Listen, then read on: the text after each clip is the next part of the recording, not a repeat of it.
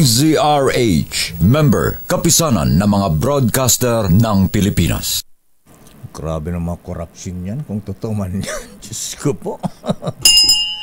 Oras, Bishop Joel Porlares, alas 8:10. Programang nakikinig, programang inaalam ang masasabi mo, programang magbibigay ng tama at totoo. Para tama ang alam mo, tara, usap tayo para malaman ang Damdaming Bayan. Live sa DZRH Radio, DZRH TV at DZRH Digital. DZRH Damdaming Bayan. Kasama sina Lakay Deo Macalma at Sister L Elaine Apit. DZRH Damdaming Bayan. Ang lulupit naman itong expose, ha? Nitong si dating Congressman Egay Arisa ng Caloocan at itong si Congressman Rodante Marcoleta. Wow! Totoo kaya lahat ang mga ito, ha? Diyos ko po, mga offshore accounts. Alam po niyo, mahabigan mga misis, nakalula, ha? Dati-dati ang involved na pera sa corruption, milyon lang. Ngayon, daang milyon, bilyones pa. Diyos ko po, mahabagin, Lord. What is happening to our country, Bishop Ephraim Fahutagana, ha?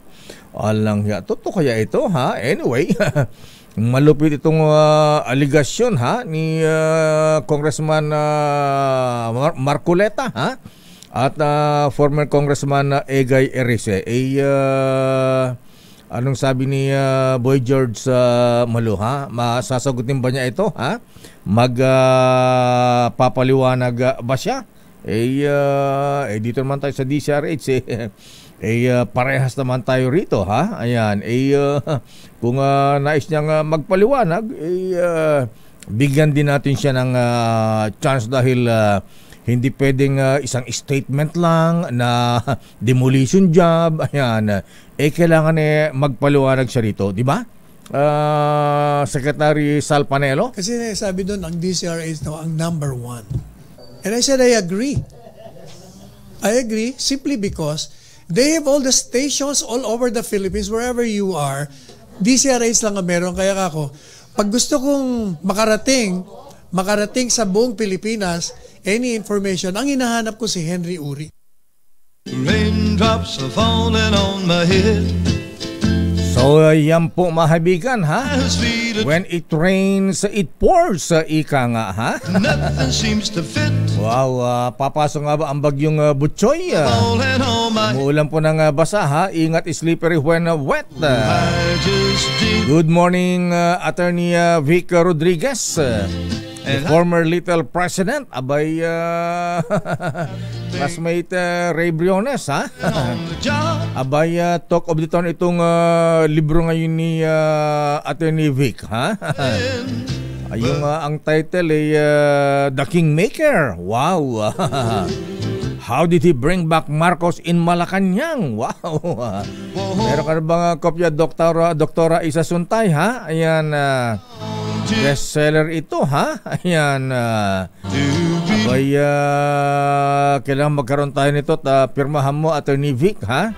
Ay, Idol Secretary Ambassador Bubi Tiglao, thank you dun sa pinadala mong libro. Kaya lang yung batulan ng mga dedication. Sana ilagyan mo naman ng dedication, ha?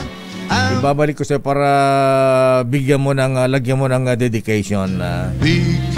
Ang daming mainit na issue ngayon, ha? Habang papalapit ang eleksyon. Wow! Anyway, good morning sa mga abogado dyan sa Senado, ha?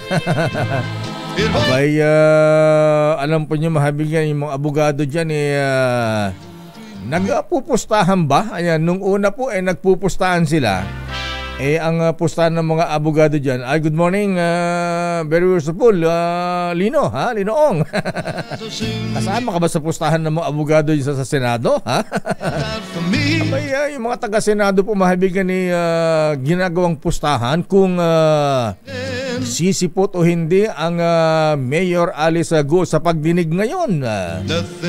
Pero kahapon inamin na nung kanyang abogado na hindi sisipot, hindi dadalo ang Alice Go sa hearing na ipinatawag ni Senator Rizon Tiveros at Senator Wina Gatchalian, ha? Abay, iba na ang pustahan. Ayan, ang pustahan naman ngayon, di siyempre kung di sisipot ang Mayor Alice Go sa hearing, abay, isusumpi na at kasunod dyan ni arrest warrant na, ha? Kaya ang pustahan naman ngayon ng mga ng mga ilang abogado dyan sa Senado, ha? Abay, alam ba to, Attorney Alex Abisado. Abay, ang sabi rito ay nasaan na? Attorney Desiree Perles. Ayan, good morning. Abay, ang pustahan naman ngayon, Mahuya, kung ilang araw daw, ha? Ilang araw o kaya ilang linggo o ilang buwan bago mahuli naman ang maaresto ang Alice Go kung hindi siya sisipot at iisyuhan ng arrest warrant. Malaking challenge ito sa PNP. Ayan, at siyempre sa NBI. Uy, good morning sa mga taga-NBI. Director Jimmy Santiago, ha? Ayan. Abay, andi dito ha si Alice Guo, ha? Itong mga talaga, baka kasama na raw si Pastor Apollo Kibuloy. Ipag-pray over ni Pastor, ha? O kaya si General Boy Granada, General Bantag. Anyway, ikaw ba, Atty. Desiree, kasama ka ba sa postahan dito, ha? Magandang umaga, Pilipinas. Ayan, umuulan po ng umaambon-ambon, ha? Ang sabi po ng Pag-asa ay buong maghapon may mga pag-ulan. Ayan, sa ilang bahagi ng Luzon, Visayas, nasaan ba yung low pressure area, ha? Na kapag naging bagyo, itatawaging bagyong Butchoy. Pero bagyo talaga itong Diyos ko.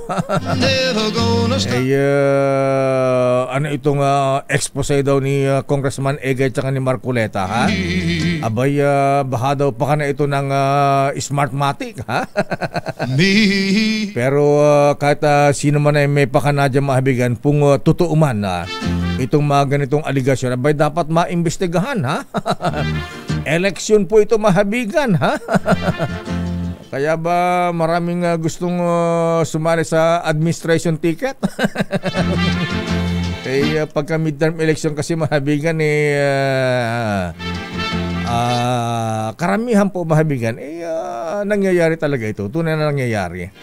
Pagka midterm election po, mahabigan, kadalasan karamihan ng mga nanalong senador ay siyempre mga administration na candidates, dahil una, kung kandidato ka ng administrasyon, ikakampanya ka ng presidente. Ayan. Kaya ganun po, kaya maraming nagkukumahog pagka midterm election, mapasama sa ticket ng administrasyon. Yan ang realidad sa politika po, mahabigan, ha? Andiyan na si Boy George, ha? Anong sabi ni Boy George, ha? Wala pa, ha? Ayan. Abay, Chairman George Garcia, ha? Ayan, malulupit, matitindi itong mga aligasyon sa inyo, ha? Abay, hindi po kailangan dito ng isang press release lang o statement lang, ha? Abay, dapat ipaliwanag nyo isa-isa itong mga akusasyon sa inyo ni Kong Egay Erice at saka Marcoleta. Lupit, ha? Abay, eto nga, may pinapasilip kanina rito, ha? Detalyado yung mga offshore accounts, kung sino ang nagpadala. Ayan. kung magkano, ayan, saang bansa, ayan, sa Caribbean, Bahamas, meron pang Singapore, China, Hong Kong, North America, South Korea. Wow! Because I'm free. Pero kaya lang sa galing ng mga hacker ngayon baka hindi kaya gawa-gawa naman ito, ha? Ayan, ipabayan natin ito sa National Bureau of Investigation, Director Jimmy Santiago at ang lupit, ha? Lahat na yata, pati SBI gustong isama ni Kong Egay, ha? Senate Bureau of Investigation at pati sa Kongreso, ha? At ang lupit dito, yung sinasabi niyang nakita mismo ng kanyang dalawang mga mata, ha? Ang isang opisyal ng COMELEC na nag-withdraw ba? Ayan. Sa isang bangko at nakalagay sa ilang kahon, ha? Worth 25 million. Wow, lupit, ha? Para saan yan? Naku, Diyos ko pong mahabagin, Mr. President. Ay, apo. Ano ti problema, ha? At siguro, Mr. President, ha? Abay, mukhang kulang ang ating kampanya. Ayan, pukpukin natin, ha? Alam po niyo, Mr. President, lumalala po ang graft and corruption sa gobyerno ngayon. Damdamin Bayan. Dati, milyones lang, bilyones ang pinag-uusapan. Diyos ko. Mamigyan na nga muna tayo ng aginaldo mula sa ating ninong ng bayan, Sherwin Alfaro. Nandyan sa may Project 7 Quezon City. Saan ka sa Project 7, Ninong Sherwin, sa ating DZRH Malakas Promo? 85 taon na ang kauna-unahan sa Pilipinas at ang MBC mas gumanda na, mas pinalakas at mas pinalawak pa ang pamimigay ng ating papremyo. Ito ang DZRH Mas Malakas Promo, kung saan pag naabutan namin kayong malakas ang nakikinig o nanonood sa DZRH ay mananalo ka ng instant 1,000 pesos at may kasama pang grocery bag ng DZRH. So ano pang hinihintay ninyo? Tutok na sa nangunguna kauna-unahang radyo sa buong Pilipinas, DZRH. Una sa Pilipinas, una sa Pilipino. Kung ang bibigyan na aginaldo ni Ninong Sherwin Alfaro dyan sa Quezon City. Ninong Sherwin, please come in. Good morning. Yes, magandang umaga lang kayo dito sa napakagandang barangay Paltok sa Quezon City. Paltok sa talaga. Quezon City. Tignan mo naman, kaganda dito ng mga bahay. Lalaki, tapos tsaka malinis. Di ba? May tindahan, malinis. Wow. Ang magaling pa rito, Lakay, may malakasang nakikinig dyan. Aba, kuya. Office of the President. Lakay, Office of the President. Taga Malacanang. Ito ba si Ricardo Valerio? Dating Pangulong Ricardo Valerio, Lakay. Ricardo Valerio. Ricardo Valerio. Ang pang ilang pangulo po kayo ng Pilipinas? Pang-anim na Pangulo ng Pilipinas. Ang maganda, Lakay, sa ng bahay nakikinig ng radyo. Aba, ganda na po ni Kuya. O palagi mo pa kayo nakikinig? Oo, araw-araw. Araw-araw. At sino paborito yung announcer sa umaga? Hindi yung Maalma. Aba, bigyan ka agad na doon si Kuya Valerio, Ricardo, ha? Tatlong ulang 1,000 pesos para si Daddy. Maraming salamat sa DZRH. Siyempre, may katerno po yan. Bigyan ng vitamins. Anniversary sa 85 years. Aba. Sa 85 taon ng DZRH, Kakay, talaga namang dapat ipagdiwang yan gamit ang vitamin E. 85 taon, dapat uminom ng vitamin Siyempre, E. celebration yan.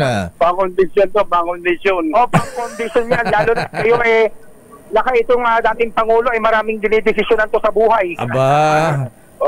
Ano ba pinagkakaabala nyo ngayon? Dito lang. Palakad-lakad.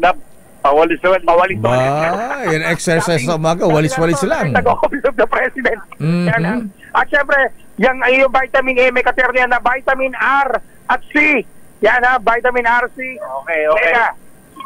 Salamat. Maraming salamat. May t-shirt pa yan. Papalitan mo yung t-shirt ng sagisag ng Pangulo. Papalitan natin ang inyong Office of the President t-shirt. Papalitan natin yan ng DZRH t-shirt, Daddy. Salamat. Maraming salamat. At syempre, dahil meron kang inumin, dapat may pampulutan. Okay. Kailangan kompletos recados. Starter pack. Ano, grocery bag mula sa DZRH yan. Maraming salamat. Naku, maraming salamat po. Okay. At kami po ay nagpapasalamat din lalo na sa inyo po sa Sir Win. pagpapakinig sa DZRH. Lakay. Si Kuya Ricardo ba nagtrabaho sa Malacanang ba't na naka-t-shirt ng Office of the President? Oo. Nagtrabaho ko kayo. Yung anak ko, nandun. Nandun oo. hanggang ngayon. Binibigay lang sa atin to eh. Ayan. Di ba? So, at least may souvenir. May souvenir lalo sa paborito mong radyo. DCRH. Ayan. Maraming salamat, Kuya. Maraming salamat, Kuya Ricardo, dahil ikaw ang dahilan kung bakit number 1 ang DZRH sa Kantar Survey sa Metro Manila. At sa lahat ng mga tumututok at patuloy na nagmamahal sa DZRH sa pagdiriwang ng 85 taon ng kauna-unang radyo Pilipinas dahil ang DZRH, una sa Pilipinas, una sa Pilipino. Ay, Summer 6, Sir Win, ay, meron pa, Lakay. Naku, meron pa. Napadaldal ako dito. May isa pa pala. Meron pa. Lakay, may isa pa tayo, Will. Dahil dalawa yung... Kapit-bahay ni Kuya Valerio. Nag-extra na ako.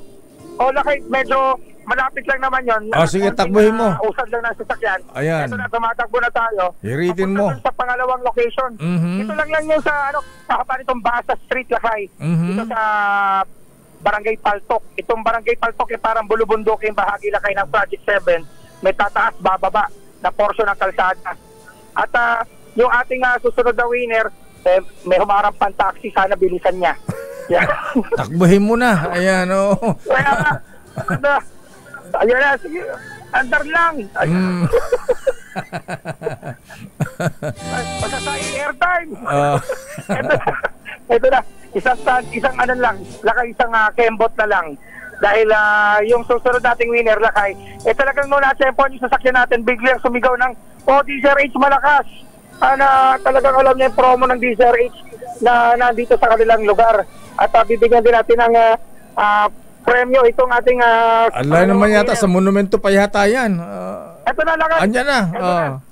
Ito na yung bahay, Lakay. Kasi nung dumaan tayo kanina rito, sila daw naka-tune in sa DZRH YouTube. Nanonood sila palagi tuwing umaga. Ay, Kuya, pangalan mo? Edwin Escudal, boss. Si Kuya Edwin, maganda umaga po. Ayan, ayun, ang kanilang TV. Ganda. Laki. Palagi kayo nakatune in po sa DZRH. Araw-araw, kay Lakay Deo at Sister L. Aba! Kay Lakay Deo at kay Sister L. Bigyan kagad ng regalo si Kuya Edwin. Ito po sila kay Deo, Lakay. Eto, bigyan natin ng 1,000 pesos. Plus, meron ka pang vitamin E, RC, grocery at DZRH t-shirt yan. Nakahabol. Yan na nakahabol, vitamin E, vitamin RC, Mega, at syempre meron kang t-shirt ng DZRH at grocery bag ng DZRH. Maraming salamat sa kay Teo at sa DZRH. Wala po ka naman, Kuya. Ayan, Kuya Edwin, mabuhay ka. Siyempre, kaya naman maraming salamat sa mga tumututok at nanonood ng DZRH dahil kayo ang tuloy na dahilan ng number 1 ang kauna-unahan sa Pilipinas. Una sa Pilipinas, una sa Pilipinas. Summer 6, Serving Batang Saro, tuloy-tuloy sa pagbabalita, tuloy-tuloy sa serbisyo. Sama-sama tayo, Pilipino! Maraming salamat, DZRH. Welcome po. Ayan. Alis ka na dyan na galit yata yung aso sa'yo, maingay ka daw. Sandali lamang ata na sa ating linya. Andiyan na si Chairman George Garcia, ha? Ayan, akala ko ba si Chairman George, si Boy George? Si Kuya Winston. Ayan.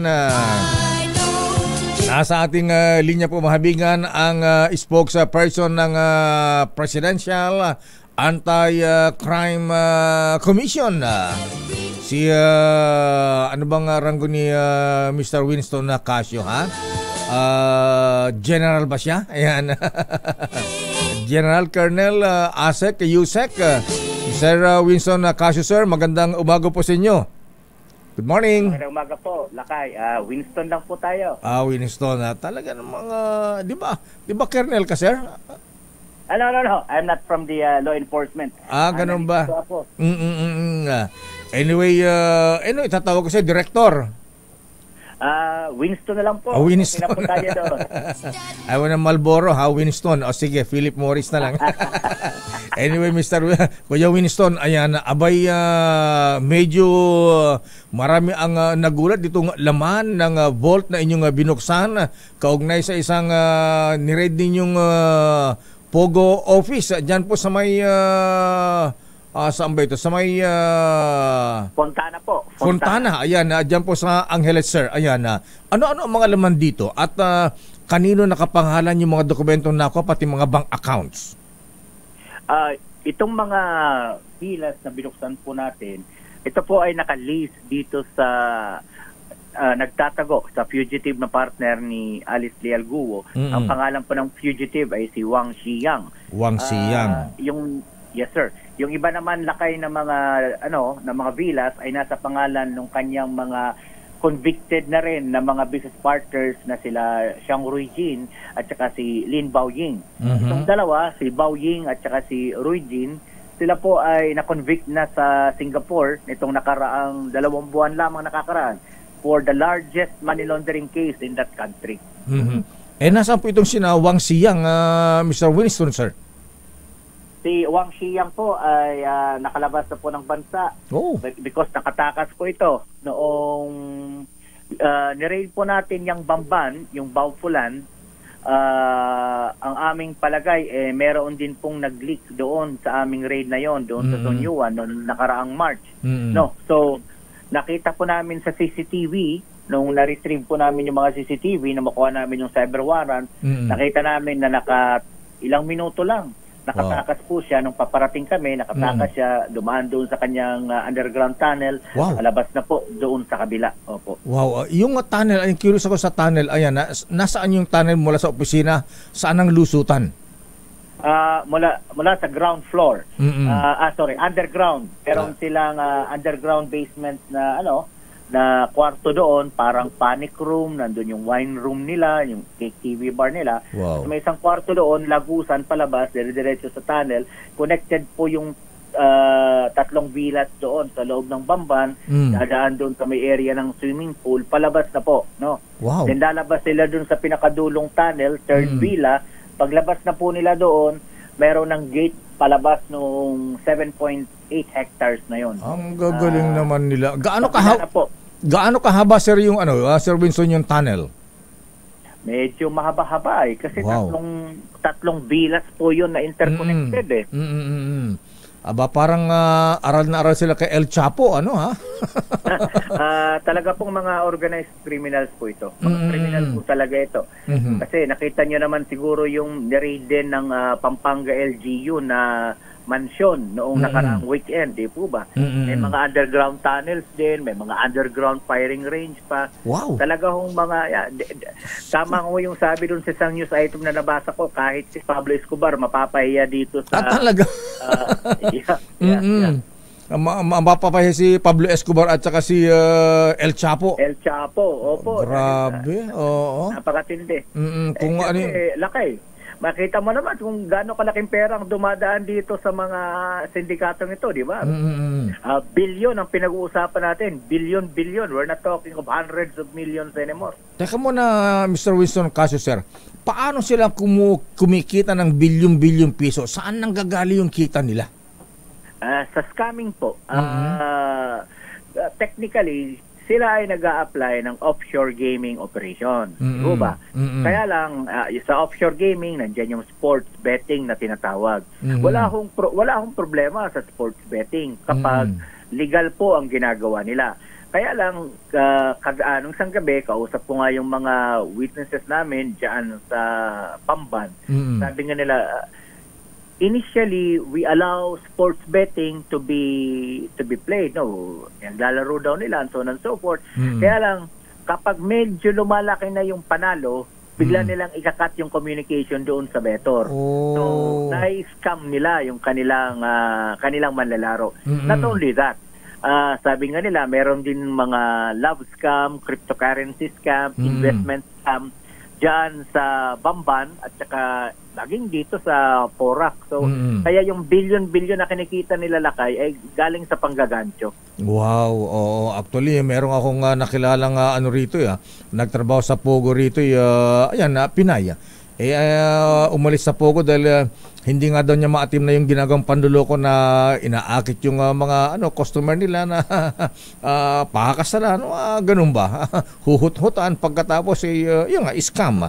Anyway, Mr. Winston Casu, sir, isa po may sinasabi po kayong general at fiscal na mukhang protector ba o kasabad nitong sindikatong ito. Itong general at fiscal, ito ba ay ipapatawag o kakasahan nyo ba dito sa ganitong sindikato, Mr. Winston? Alam nyo, mali yung attribution sa akin noong, kung nagkakamali, Filipino Star ngayon ang nagsulat nun. Kasi nandun kami nung nakaraang Sabado, kung ako nagkakamali, sa public forum nung Malacanang, at nabanggit nga po namin doon, tama po yung kanyang lead. Yung kanyang lead story po doon is we have already identified the lead, yung kung saan ang gagaling yung mga leak. Tama po yun. Kaya lang, ang sabi niya doon sa kanyang headline, isang general at isang piskal pinagmulan ng leak attributed to PAOK. Mali po yun. Kasi ano po tama? Yung kanyang pangalawang paragraph, ang sabi niya, ayon sa ilang sources, yung ilang sources po na yun, hindi PAOK yun. Latter po yun. Pinakinggan namin ulit ng mga kaibigan kong reporter yung interview nung Malacanang press corps. Wala kami nabanggit na general at saka piskal. Kaya unfair yun sa mga kasama naming general at saka piskal. No? Meron kaming mga leads sa ibang mga ahensya. No? At tinatapos na po namin yun. Hopefully matapos namin at saka ng legal officer namin by tomorrow yung report namin para mabigay namin doon sa isa pang ahensya kung saan kami naniniwala na doon nanggaling yung leak ng aming Porac rate. Pero totoo po, Mr. Winston, yung report na doon sa Porac ay more than mga around 1,000 yung mga nagtatrabaho doon, mga Chinese, mga foreigners, Vietnamese. Pero may nag-leak nga, may nag-report na may gagawin kayong raid, kaya nakatakas at 100 na lamang, yung mga around 100 na lamang yung mga nahuli. 100% correct ka dyan, Lakay. Hindi lang ito sa Porac nangyari po. Magmula nung simula pa lang, sa bawat raid namin, talagang meron ng mga hudas sa gobyerno talaga. So, kaya ngayon, nung nangyari nga itong Porac, sabi nung aming executive director, Undersecretary Gilbert Cruz, sabi niya, Doc, check nyo mabuti kung saan talaga nanggaling. Gawa kayo ng report, padala na natin sa mga principals natin, sa nakatataas. Ang sa gayon may mapanagot dito. Makwento ko lang, panandalian, Lakay. Please, sir. Yung go ahead. Isa sa kauna-unahan namin na raid, umaga pa lang, ay kinasa na namin, nag-meeting muna mga alas 5:30 hanggang 6:30, natapos na yung aming pag-uusap. Briefing. Yung parang pre-jump off. Okay. Tapos nag-jump off kami, makarating kami doon sa lugar na yon sa Parañaque, alas 7 o 6:45 ng umaga. Wala nang katao-tao, ang nandun na lang ay yung abogado. Sabi nung abogado, kanina pa ho kami rito, bakit ngayon lang kayo? So, talagang may mga nababayaran talaga itong mga sindikato na ito. Sapagkat hindi naman na ho siguro product of our imagination na lamang na tuwing may raid kami, may leak, di ba? So, buti may nahuhuli pa tayo. Ayan. Sa Porac, 1,000 minimum, 2,500 maximum ang inaasahan natin doon na foreign nationals. We only got 161. Ayan. Isa pa, Mr. Winston, na kaso, sir, itong na-discover yung secret hospital sa Pasay na magaling mga doktor, gumagawa sila ng plastic surgery para itago yung identity ng mga kriminal na involved dito sa Pogo, sir. Yes. Yan ang isa pang nakakatakot, kaya tuloy-tuloy tayo sa mga operations na ganyan. Kaya nagpapasalamat kami sa NBI, sa ating kaibigan na si Judge Jimmy Santiago, sapagkat nagsagawa na rin sila ng raid sa isang hospital na katulad po noon. Because yung ni-raid namin dyan sa may Macapagal Boulevard po yata yun, if you could only take a look inside, no, Meron silang aesthetic alteration procedures. Wow. Meron silang dental Implant. alteration procedures. At syempre, may mga operating tables sila. Napaka-high-tech nung lugar. So sabi nga namin, kung may operating tables dito where they could do surgery, it's not a stretch of imagination na from the hair transplant to the dental implant, all the way to the facial reconstruction, talagang nagbabago yung itsura ng tao. Kaya kung fugitive ka, hindi ka na pupunta sa legal na facial reconstruction. Dito ka nadadaan sa mga illegal na mga POGO hospitals na ito. Kaya pinarade po yon ni Yusek Gilbert Cruz, gawa ng napakadelikado ng implication nun. Lakay, napakadelikado talaga. Doon sa report ninyo, Mr. Winston Caso, sir, marami na bang isinailalim sa plastic surgery? May mga indikasyon na po tayong nakuha. Unfortunately, itong Vietnamese doctor at saka yung kanyang mga kasamahan hindi ho cooperative. Up until now, they still say they're just doing this and that. Kaya hanggang ngayon, sila ay naghihimas ng rehas diyan sa may Bikutan. Isang dalawang Vietnamese doctors, isang Chinese doctor, isang Chinese pharmacist, at saka isang Vietnamese nurse. 5 po silang naabutan natin doon. Wow. Himas rehas po muna sila sapagkat nagpa-practice sila ng kanilang profesyon dito ng illegal. Wow. Nung bang isagawa yung plastic surgery, anong bang isagawa yung raid? Wala bang pasyente doon na ginagawa ng plastic surgery? Wala naman. Ang nabutan natin doon ay mga pasyente na nagpapareseta ng mga gamot at nagpapalaboratory check-up.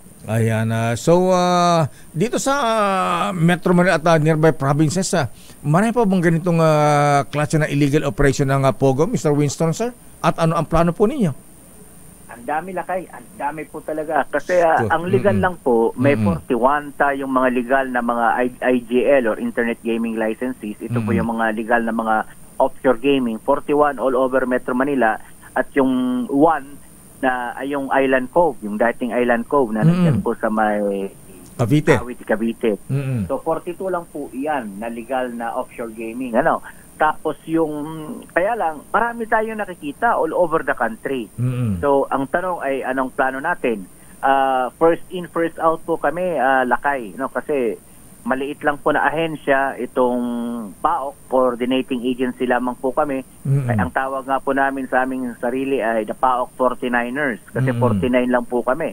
Sa 49 po na yan, kasama na yung mga cook, kasama na yung mga drivers and so on. Yung talagang operatiba lamang, mga analyst, talagang yung mga nagtatrabaho lamang dyan for the operations are probably more than 30 to 35 lamang po. So the rest are ancillary support na po iyon. Ang maganda rito, Mr. Winston, buo po ang suporta ng NBI under Director Jimmy Santiago. Yun ang maganda. Kami po ay nag-courtesy kay Director Santiago at yun nga po, sabi nga niya, anytime na kailangan natin ng suporta ng isa't isa, magtulungan kami.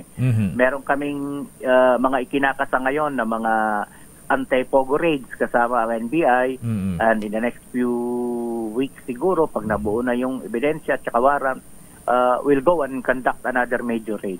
Ang PNP sa IDJ, kasama niyo ba? Yes sir, lagi po natin silang kasama sa karamihan sa mga trabaho natin.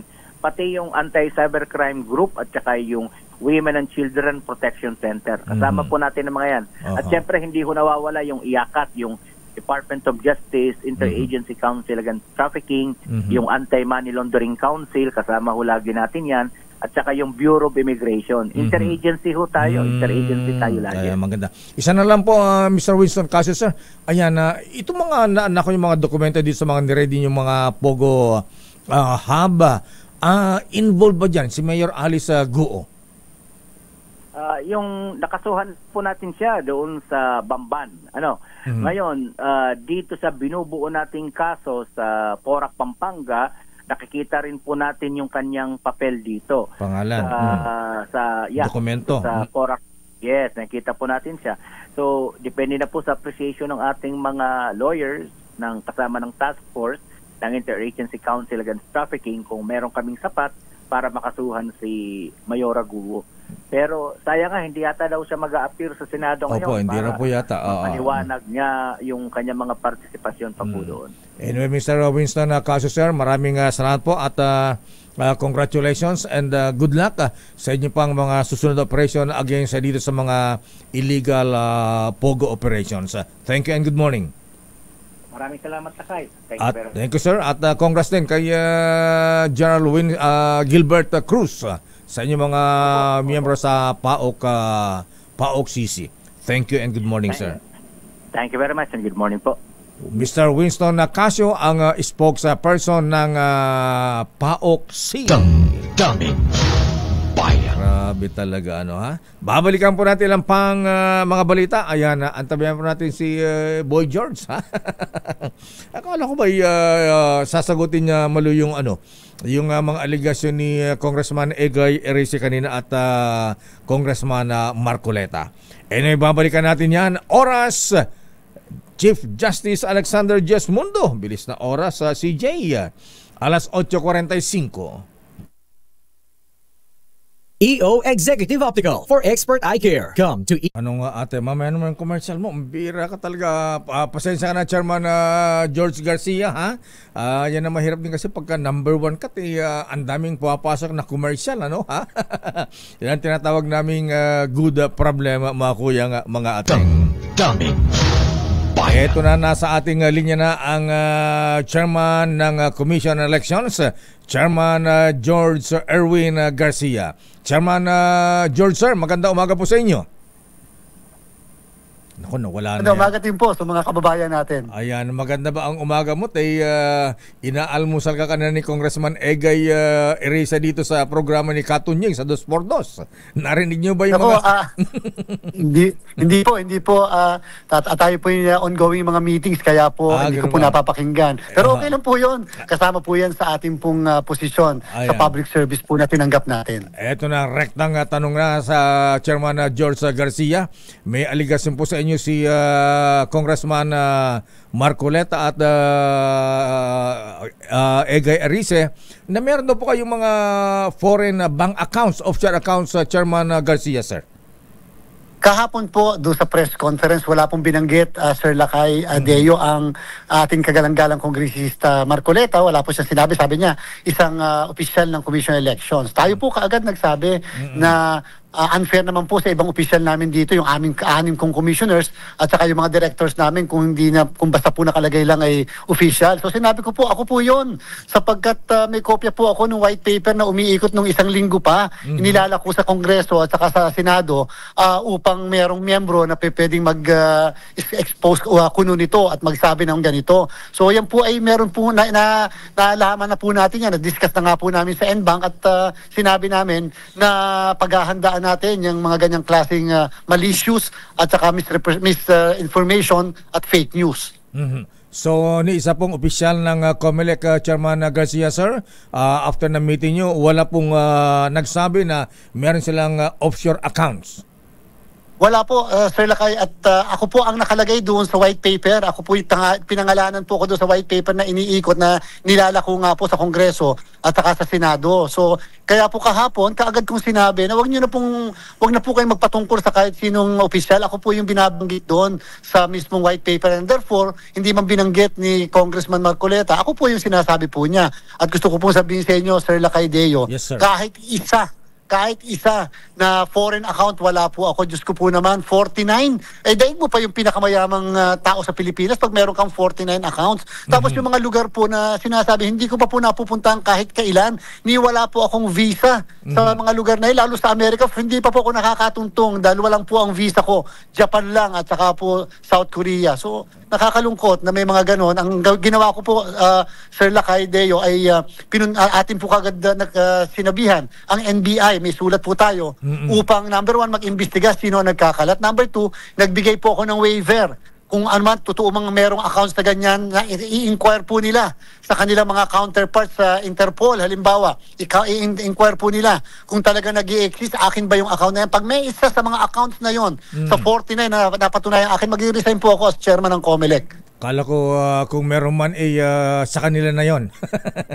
Gano'n na rin po, kanila na rin po yan. At kung sakasakali halimbawa sa akin, pipirma ako na sa kahit na ano pong waiver dyan sa mga accounts na yan. Sapagkat gusto ko pong patunayan, kahit sino po sa atin, Sir Lakay Deo, pwede mabiktima nitong makagantong misinformation, disinformation, fake news. Ang nakakalungkot po, kahit doon po sa media interview kahapon, ang sabi po ay for verification. So ang akin lang pong kinakaramdam talaga, yung po pala naman for verification. So bakit naman po, di ba po kahit tayo sa media, kahit na may mga na-receive tayong talagang mga, kahit yung mga binabanggit niyo po, Sir Lakay Deo, sa inyong programa. Opo. Nagbe-verify po muna kayo, nagka-counter-check po muna kayo kung makatotohanan. Kasi naman po, maliban doon sa kaso, masisira naman yung kredibilidad at pagkatao ng isang tao kung basta lang po natin bibintangan na wala naman pong basehan.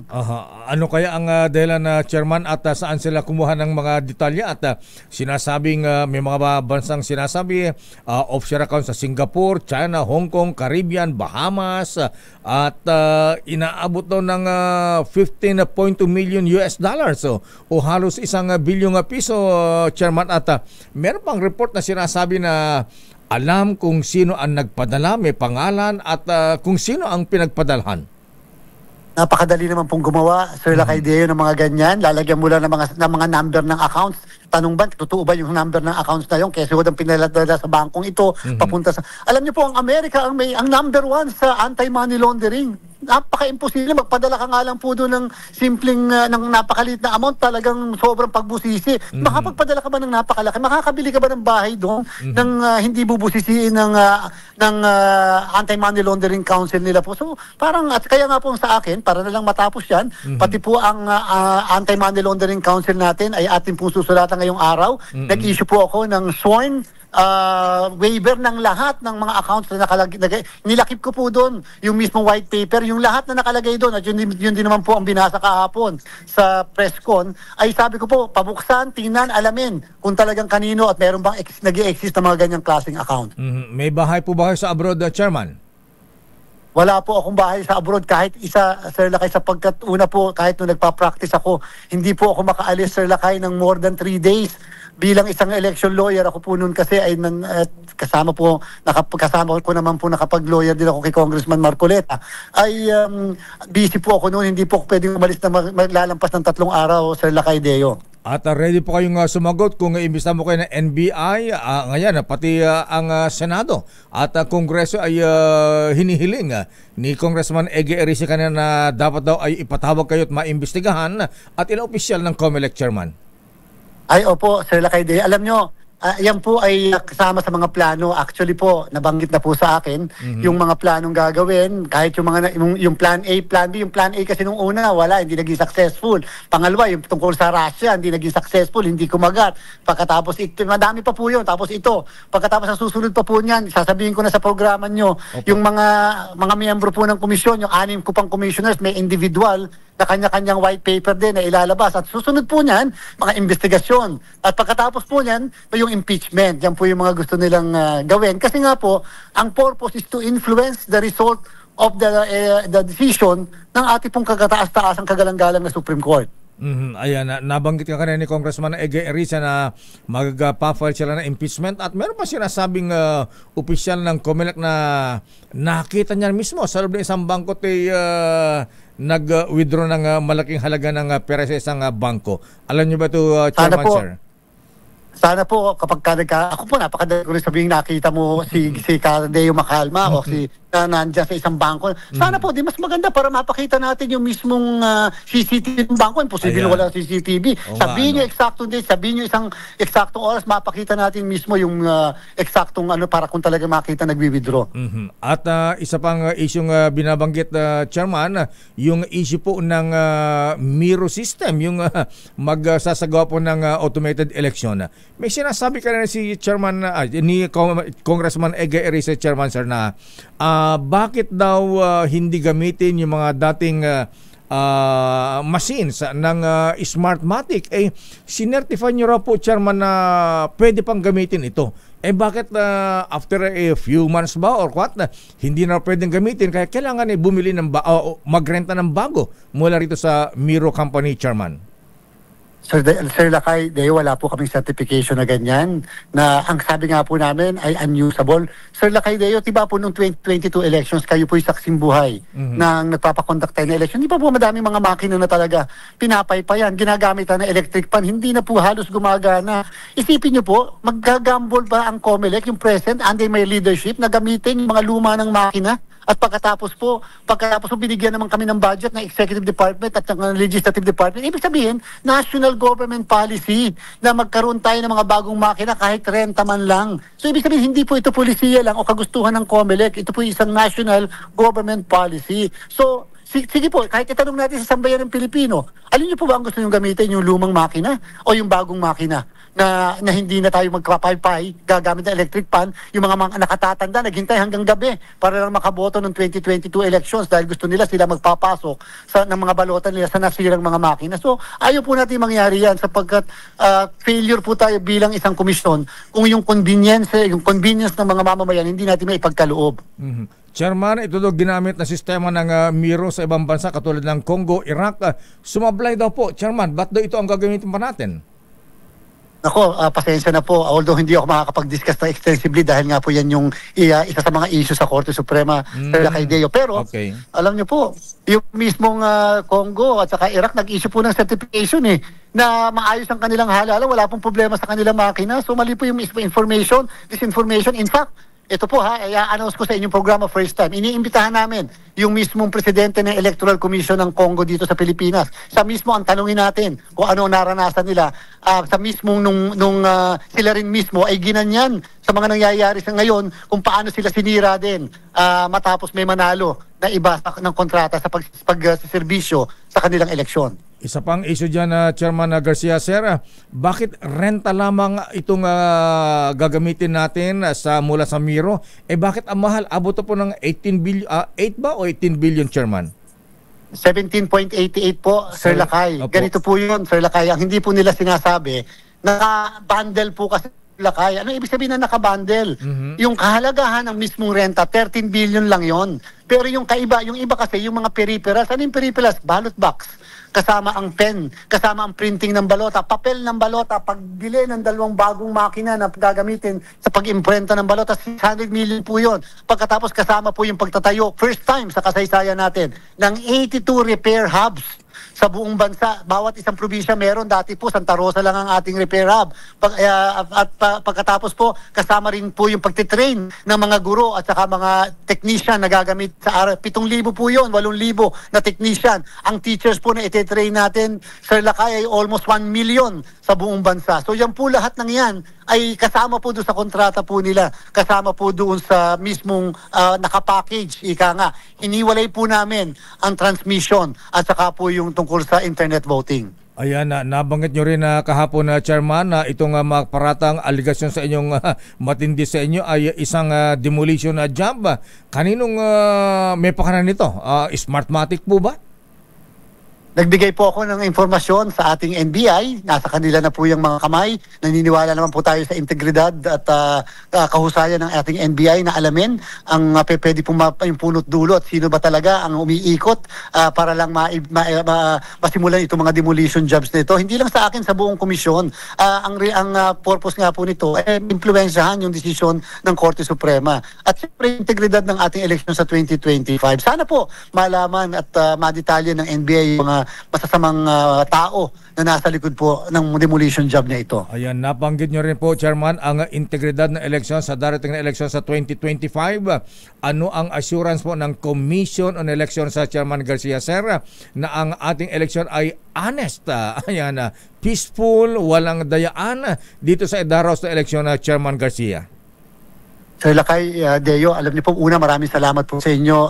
Ang COMELEC po kahit anong ibabato sa atin, nagdesisyon kami, focus kami sa preparasyon. Ang next year po, super election year, Sir Lakay Deo. Meron po tayong national and local election. Meron po tayong parliamentary election sa BARM. First time. Tapos meron po tayo 5 buwan pagkatapos na barangay and SK election. Sobra po kaming nagpo-focus dyan. Madami pa po kaming dapat na gawin. And therefore, hindi kami dapat ma-distract dito po sa mga ganitong klaseng akusasyon, aligasyon. At ang sa amin po, kung talaga namang makatotohanan yung ating ginagawa, kayang-kaya pong mapagtakpan yung lahat ng mga binabatong putik sa atin. Ang importante po, papanitilihin natin, malinis, maayos, in consultation with everyone, yung ating gagawin na election sa 2025. Last na lang, Chairman Sir, lahat po ba ng opisyal ng COMELEC ready humarap sa Senado kung magkakaroon po ng investigasyon doon? Anytime po kami, Sir Lakay Deo. At again, inunahan ko na po may NBI at pagkatapos ang Anti-Money Laundering Council kasi yan naman yung mga pinagkakatiwala nating ahensya patungkol sa mga bagay na yan. Chairman Garcia, sir, maraming salamat at magandang umaga po sa inyo. Thank you.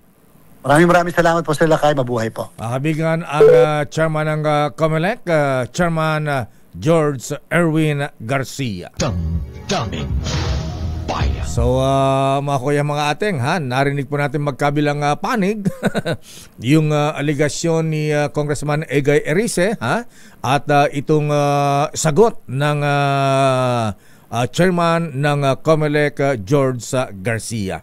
So, para mahirap timbang-timbangin pareho ba silang nagsasabi ng totoo? Kung pareho silang nagsasabi ng totoo, abay, sino ang nagsisinungaling? So, yan po mahawigan.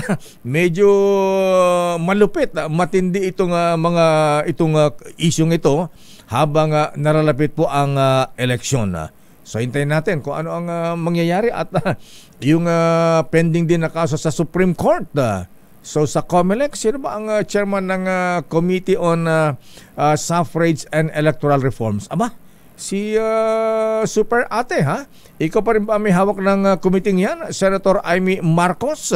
So, yan po ang aabangan natin, mahabigan, dahil malulupit itong mga aligasyon na hindi rin basta walang bahala at kailangan talagang maimbestigan ng malalim at mailabas ang katotohanan. Damdamin Bayan. Ay, nako talaga mga kuya, mga ateng, ang daming issue ngayon, kontrobersya, Ayan, ay, nako talaga, oo, kaya napakahalaga po, mahabigan, na tayo po ay marunong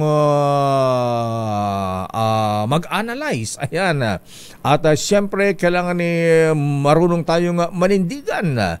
At marunong tayong pumili, mga kuya, mga ating mga lolo, mga lola, Gaya ka na lamang ng iboboto nating lingkod ng bayan, di ba? Malapit na po ang eleksyon. Naku, dyan sa BARM.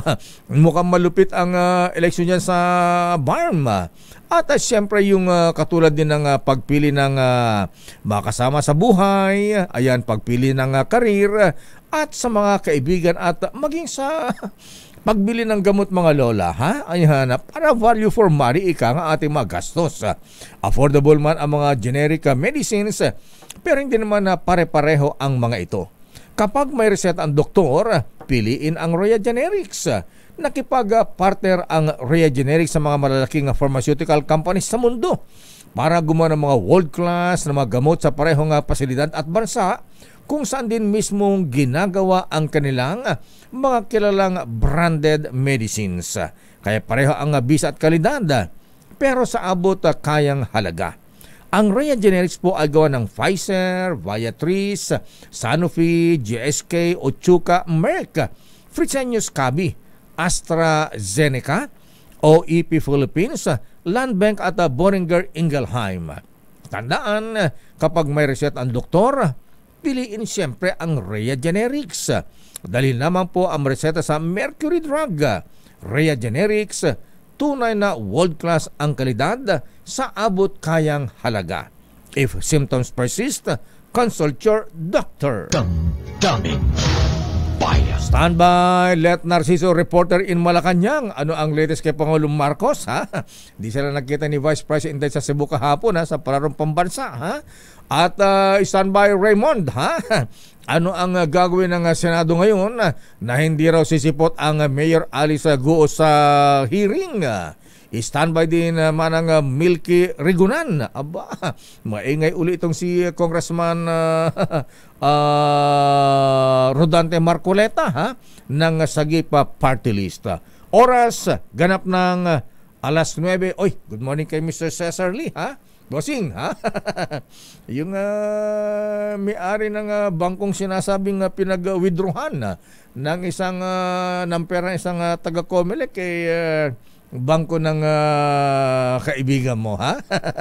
Oras ganap na alas 9:13. Ang titindi ng mga issue natin ngayong araw ng Miyerkules, mga kuya, mga ateng, ha? Abay, sari-saring mga reaksyon, ha? Ano ba yan? Part ng destabilization ba yan? Mga ganyang issue po, mahabigan. Anyway, ha?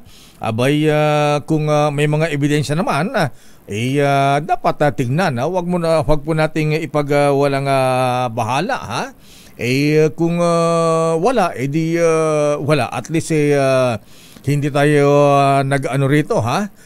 Hindi tayo nagpabaya. At mga ganitong aligasyon, matindi ito, ha? Ayan, kaya tingnan natin kung ito bang mga ebidensya talaga mula kay Congressman Ega Erisa at Congressman Marcoleta, ha? Ito ba ay matitibay talaga? Dahil syempre, alam niyo po, mahabigan, sa technology ngayon, minsan sa galing din ng mga hackers, di natin na maalaman kung alin na ang tunay at mga totoo. Damdaming Bayan. Sandali lamang, Miss Let, nasaan ang Pangulong Marcos ngayong araw ng Miyerkules? Standby Raymond Dadpaas. Allah, dating miyembro ng gabinete na naglalabi, para sa Pogo. Abay, Allah, huhubaran doon ng maskara ngayon sa Senado. Abay, sino ba itong dating cabinet member? Wow. Ang tanong hindi na issue kung kung sisipot ba o hindi. Ang tanong dito andito ba si Mayor Alice Guo at siya ba ay magpapahuli ng buhay kung ito ay i-issuehan ng arrest warrant. Damdaming Bayan. Sandali lamang, Raymond, standby. Leta Narciso, oras mahabigan, alas 9:20. Tindi ng mga issue natin ngayong araw ng Miyerkules, ha? Sandali lamang, Raymond. Abay, alamin mo natin ang latest sa Malacanang. Abay, naku, good morning nga para sa mga gods of Padre Faura, ha? Yung mga taga Supreme Court, good morning, CJ Alex Jesmundo, ha? Ay, kuyang Justice Joe Lopez, kumusta ka na, ha? At Justice Gaerlan, ha? The Gigolo, ha? At ito ang Gigolo dyan, idol, ha? Justice Maida Marquez, good morning. At Justice Ricky Rosario, ha? Abay, paano yun kung mag-issue ng Supreme Court na ha? Illegal yung kontrata ng Comelec sa Miro. Paano na eleksyon, ha? Gagamitin ba ulit natin yung Smartmatic? Talo sa bidding, ha? Talo ba o na-disqualify, ha? Paano yan? Di mano-mano na tayo. Tayong bata dyan, ha? Sandali lang, maalamin natin ang report mula sa Malacanang. Pangulong Marcos dadalo sa impounding, ha? Anong i-impound, ha? Ang mga illegally parked na sasakyan. Dadalo sa impounding process ceremony ng isa sa pinakamalaking dam. Wow! Pinakamalaking dam sa Pilipinas. Saan ba itong dam na ito, Miss Let? Diyan ba sa may Wawa Dam, ha? Diyan ba sa Kaliwa Dam, ha? Ito ba yung dam na made in China, ha? Alamin natin ang report mula kay Aris number 14, Let Narciso. Please come in, Miss Let. Puno ang schedule ni Pangulong Ferdinand Marcos Jr. ngayong araw dahil sasabak siya sa 4 na magkakasunod na mga aktibidad. Unang pupunta ang Pangulo sa lalawigan ng Rizal para dumalo sa impounding process ceremony ng Upper Wawa Dam dito sa Rodriguez. Itunuturing itong pinakamalaking dam na naitayo sa nakalipas na 50 taon na may kapasidad na 710 million liters per day. Ito daw ang titiyak sa maayos na supply ng tubig sa Metro Manila at kalapit na mga lalawigan at para mabawasan ang pagiging dependent sa tumatandang Angat-Iba system. Para pasimulan ang final impoundment, pupunuin ang higit 400 ektaryang reservoir na kayang mag-imbak ng 120 million cubic meters ng tubig. Ang Upper Wawa Dam ay proyekto ng Prime Infrastructure-led Wawa JVCO Incorporated ni Enrique Razon. Alas 9 ngayong umaga inaasahan ang Pangulo dito at pagkatapos ay agad rin siyang babalik sa Malacanang para sa signing ceremony ng 2024 DOJ National Prosecution Service Rules on Preliminary Investigation. Mamayang hapon naman, pangungunahan nito ang 2024 Presidential Awards for MSMEs at pagkilala sa Outstanding Development Partners. Sasaksihan rin ni PBBM ang paglagda sa concession agreement para sa Tarlac, Pangasinan, La Union Expressway Extension Project. Para sa kauna-unahan sa Pilipinas, DZRH to si Let Narciso, tuloy-tuloy sa pagbabalita, tuloy-tuloy sa serbisyo, sama-sama tayo Pilipino. Damdamin Bayan. Maraming salamat, Miss Let. Akala ko hindi pala yung gagawin ng mga Chinese construction na company, ha? Saan nga ba yung yung mga pinapasyalan dyan sa may Montalban ba yun? Governor Ito Inares, merong isang pasyalan dyan tuwing summer na pinapaliguan po mga kaibigan. Ngayon mukhang sarado na, ha? At may mga Chinese markings doon na ito ay gagawing impounding area din ba o dam? Pero yung Wawa Dam, si Bossing Enrique Razon pala ang may project dyan, ha? Iba rin ang Mr. Ricky Razon. Hindi lang mga arastre, hindi lang mga hotel casino. Ngayon nasa business na rin po siya ng dam. Damdamin Bayan. Pero Mr. President, siguro po dapat reviewin din natin yung mga vital industries. Ayan, katulad niyan, tubig, kuryente, langis, ano pa ba, ha? Dapat gobyerno ang nangasiwa dyan, ha? Para at least baka mamaya sabi naman ang control niyan doon sa China. para at least kung gobyerno ang namamahala diyan mahabigan at least safe tayo, di ba? Secretary Dick De Leon at hindi tayo masasabotahe. Yung issue ng malulugi ang gobyerno. Alam po niyo mahabigan break even lang okay na, ha? Ang mga korporasyon ng gobyerno naman hindi man itinayo yan para kumita Itinayo yan para serbisyuhan ang bayan. Damdamin Bayan. Ayan, hindi na ba talaga sisipot, Raymond, si Mayora Alice Guo? Dating miyembro ng gabinete na naglalabi para sa Pogo. Wow! Inaasang huhubaran ngayon ng maskara sa hearing ngayong umaga. Anong maskara ba niya, ha? Katulad ng maskara ni Zorro? Sino ito, ha?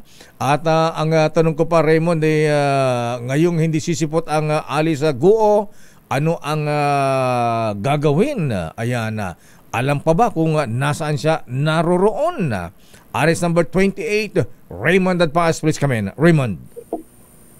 Mayor, maliban kay Mayor Alice Guo na sentro ng interes ng mga senador sa hearing ngayong umaga, ay kasama din sa kanilang inaasahang dadalo ay si PAGCOR Chairman Alejandro Penco. Sa pagharap ni Penco, inaasahang makuhubaran na ng maskara ang sinasabing dating miyembro ng kabinete na naglalabi para sa mga iligal na pogo sa bansa. Inaasahan nila Senador Sherin Gatchalian at Senador Rita Ontiveros na mismong si Penco ang haharap sa hearing ngayong umaga sa halip ng kanyang mga tauhan. Sa kanya nang galing ang pahayag tungkol sa dating miyembro ng kabinete na papangalanan sa tamang forum. Nauna lang inihiyag ng PAGCOR na 43 lamang ang mga lisensyadong pogo company sa bansa. Bagamat sa report ng Presidential Anti-Crime Commission of OCC ay may mahigit na 200 ang mga pogo operations na ang karamihan ay nasa Metro Manila. Para sa kauna-unahan huwag ka muna magpaalam. Anong gagawin kay Alice Guo? Wala ba talaga dyan? Kapag hindi siya dumating, yun ang ating antabayanan, Mayor, kung matutuloy yung sinasabi nila Senador Gatchalian at Senador Risa Ontiveros nung nakaraan na after ng subpoena at hindi sumipot, ay magpapalabas sila ng warrant of arrest. At ang sabi naman ni Senate President Chis Escudero kahapon, willing siya na agad pirmahan yung warrant of arrest kapag ito ay hiniling ng committee ni Senator Risa. Pero may pasabi na yata yung kanyang abogado na hindi sisipot ngayon. Ayun, maaaring ngayon sa pagdating sa hearing mamaya-maya lamang, Mayor, ay masasa formal dahil doon sa ang sinasabi nga naman ay doon sa letter na nakita natin kahapon, maliban sa kanyang security dahil may mga death threat daw siya, yung health problem niya. Pero ang siste, yun daw mga doktor na pinagpakonsultahan niya ayaw magbigay sa kanya ng medical certificate dahil ayaw na mapatawag sa Senado at baka sila ay mapahiya din. Oo nga, ay dapat pagpaliwanagan yung kanyang lawyer.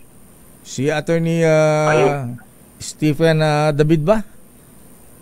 Si Attorney Stephen David, may sasalita para sa kanya. Pero yun ang punto dito dahil mayroon naman in the past sabi nga nila na kapag ang isang iniimbestigahan ay talagang meron siyang medical certificate, maintindihan mo yun. Pero kasi ang counter lang nun, nagpapadala sila ng sariling doktor ng Senado. Ang problema dito, sinabi niya na may problema sa kalusugan, wala namang maipakikitang medical certificate. Pero baka naman, mamaya-maya sa hearing, meron din silang merong isusumite na may susumite para ito ay may pakita sa hearing mamaya-maya lamang, Mayor, mula sa kampo ni Mayor Alice Goo. Si Attorney Alex, abisado ba Attorney Desiree bumitaw na bilang lawyer ni Alice Goo o siya pa rin kasama si Attorney David? Na in the past, nung huling hearing, nakita ko pa kasama, Mayor si Attorney Abisado at saka sila Attorney David. Tapos yung Attorney Hamila ba yun, yung babae na kasama nila sa law office. Ayan na. Ang tanong pa rito, Raymond, andito ba si Mayor Alice Goo at alam ba kung saan siya naroon? Kasi sabi ng mga taga-bubit natin sa immigration, hindi na nila malaman kung nasaan. Iyon siguro ang magandang tanungin, Mayor, kung may assure ba nung kasi may letter na dumating, kung talaga bang galing sa kanya, pero yun nga, tingin naman doon sa firma niya, ay mukhang yun din yung firma in the past doon sa mga kanyang mga communication na ipinadadala dito sa committee. Malaman kung talagang narito pa ang suspended mayor ng Pampan Tarlac, Mayor.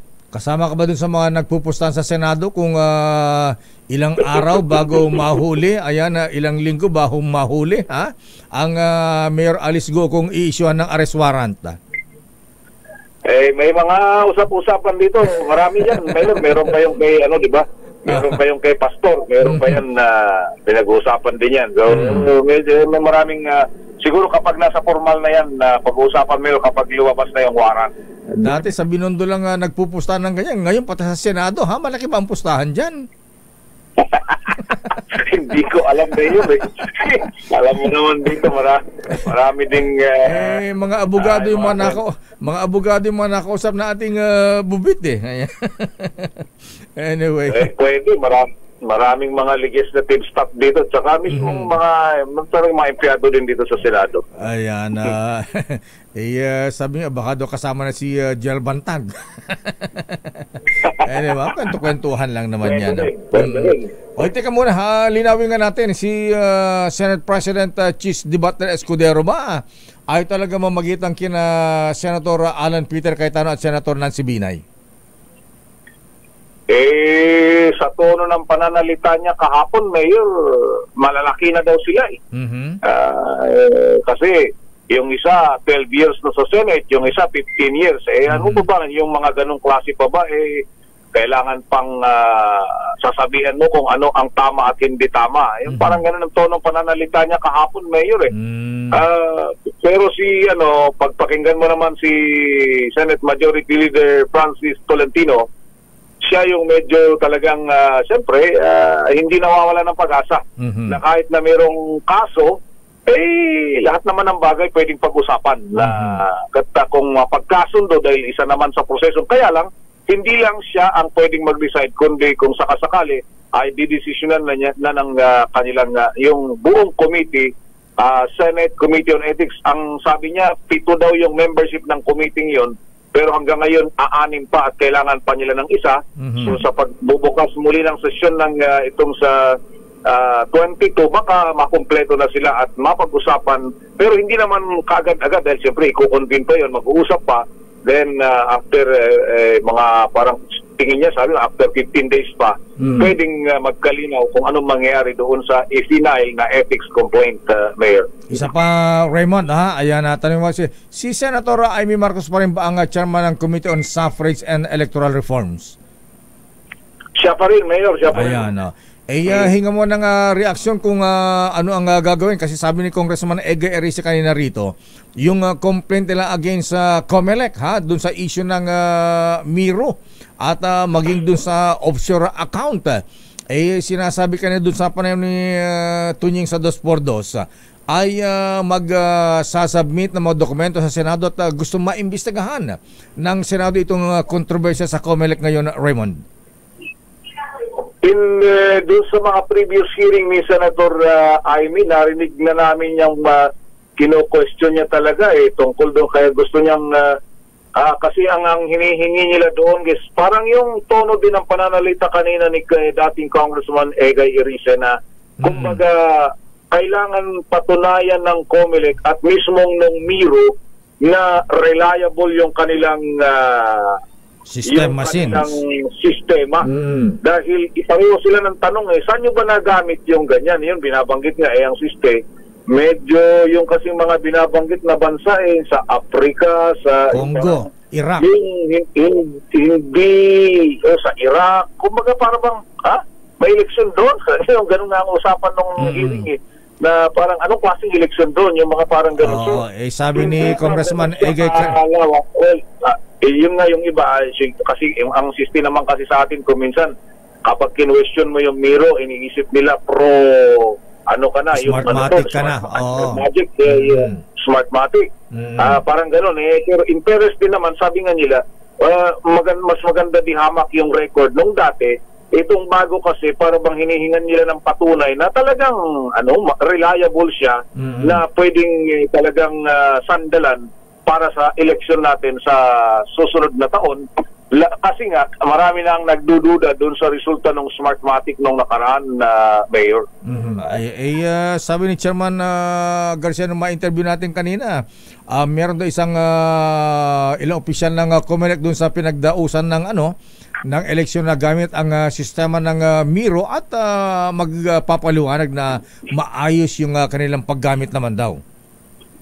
Yun na nga, yun ang mga gustong mangyayari ngayon dito, Mayor. Siguro hindi nga lang masyadong napagtuunan ito ng pansin dahil karamihan ng mga hearing dito, kung hindi tungkol sa Pogo ay tungkol sa mapinag-uusapan ay yung mga nangyayari dyan sa West Philippine Sea, Mayor. Pero ngayon, dahil palapit na rin yung filing, matiyak na matututok at yan, masisentro yung usapin sa Commission on Election na Mayor.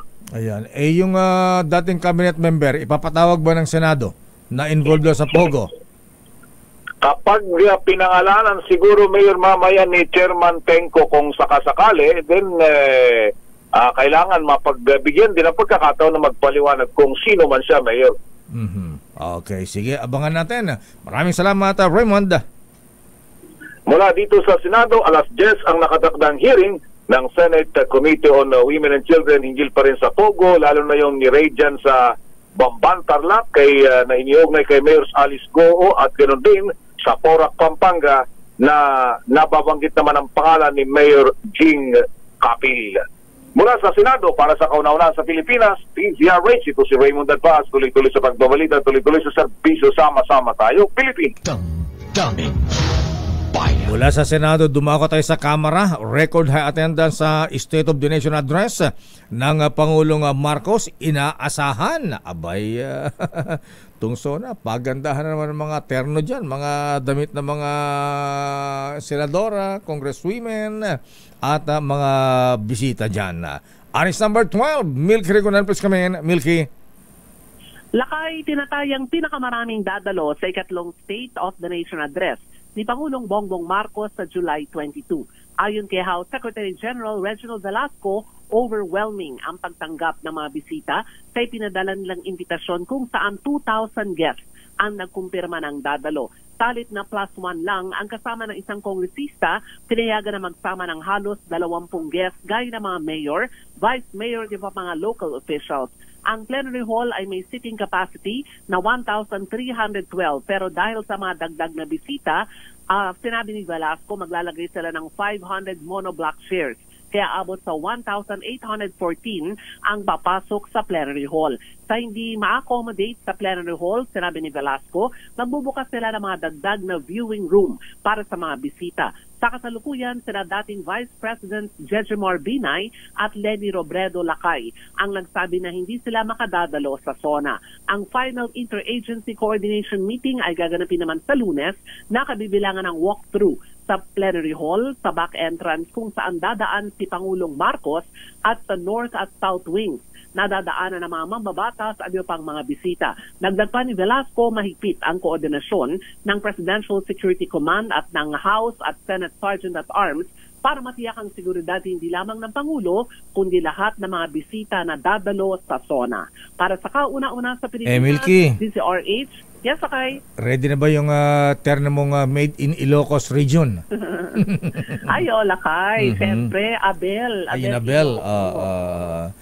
Sige, abang. Ilocos, Lakay. Abangan natin yan. Sa ngayon, Lakay, na-distribute na kasi yung mga invitations sa mga VIP. More than 2,000 ang nag-confirm na, Lakay, na pupunta. Ang hindi pa lang daw makakapunta, nagsabi na rin, nagpaabiso, former Vice President Jejomar Binay at Leni Robredo. Si Vice President Inday, attend ba? Hinihintay nila, Lakay. Sabi ni Secretary Reginald Velasco, hinihintay pa nila ang tugon ni Vice President Sara Duterte. Pero usually naman, Lakay, dumadalo siya sa SONA. Kailangan din kasi dapat nandun ang pangalawang Pangulo. Ang dating Vice President Noli Di Castro, si Birthday Boy. Walang abiso pa, Lakay, pero sa ngayon ang magko-cover na lang ay dalawa pa lang. Jejomar Binay at Leni Robredo, former Vice President na hindi makakapunta. Okay, maraming salamat, Milky. Para sa kauna-una sa Pilipinas, DCRH, ako si Neil Cregunan. Tuloy-tuloy sa pagbabalita, tuloy-tuloy sa serbisyo, sama-sama tayo, Pilipino. Damdamin Bayan. Maraming salamat, Manang Milky mula sa Kamara de Representantes. Ayan, abay, sino ba mga nabigyan na imbitasyon dyan? At sandali lamang, Edniel, ha? Yun daw pong kumantang suspect sa pagpatay sa Pampanga Beauty Queen at yung kanyang Israeli boyfriend, binibigyan na po ng proteksyon kahit hindi pa isa na sa ilalim sa Witness Protection Program o hindi pa nagiging state witness ayon sa PNP. Sandali lamang, Edniel. Standby Giselle, standby Val Gonzales, standby Edwin Duque. At sa ating Your Business is Our Business, ilang produkto ng Dali Grocery Store pina-pull out dahil sa copyright infringement. Ganun ba? O nga, may mga ginaya yata mga produkto, manggagaya ba sila? Sandali naman at naimbag na bigat kada giti taga Calvary Masonic Lodge under dispensation sa Masonic District Region 2 sa Cagayan. Abay, congrats sa mga brethren sa inyong institusyon na kahapon headed by Very Worshipful June Banataw bilang Charter Worshipful Master at Very Worshipful Edwin Guillermo, DDGM ng Region 2. Ayan, good morning, ha? Binabati kay ni Grandmaster Ariel Kayanan at Kuyang Dado Melegrito. Damdamin Bayan. Ano po, bukas na yung commercial. Tuloy-tuloy natin yung report, ha? Ayan, commercial muna, ha? O sige, pasok mo natin itong isa. Kumantang suspect sa pagpatay sa Pampanga Beauty Queen at Israeli boyfriend, binibigyan na ng proteksyon na RS number 52. Edniel Parosa, please come in. Edniel. Lakay, protektado na ng Special Investigation Task Group ang buhay at pamilya ng driver na nagturo sa otoridad kung saan inilibing ang pinatay na Pampanga Beauty Queen at nobyo nitong Israeli national.